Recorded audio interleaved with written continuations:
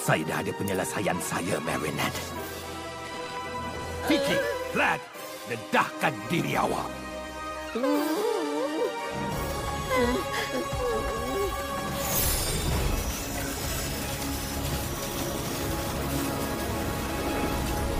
Saya Vlad, Kuami kemusnahan. Saya adalah segalanya yang ada dan takkan ada lagi. Saya Tiki, Kuami penciptaan.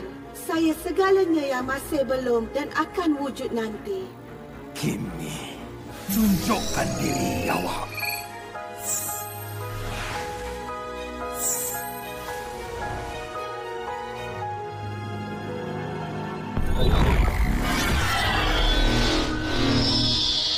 Saya adalah Kimi Kuami Reality. Saya adalah segalanya yang dulu, sedang dan akan berlaku.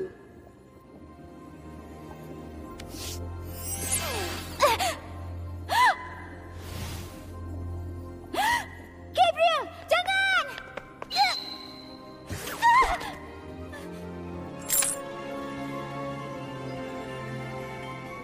Hai manusia kecil, macam mana keadaan awak?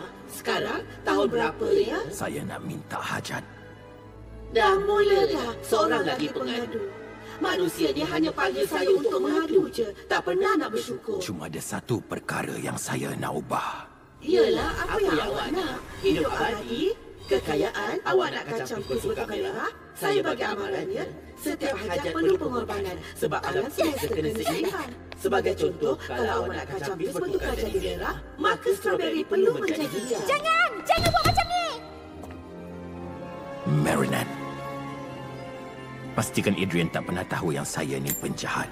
Saya nak dia ingat masa saya cuba jadi ayah yang baik.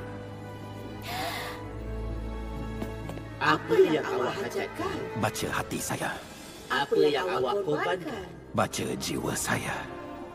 Saya tunaikan.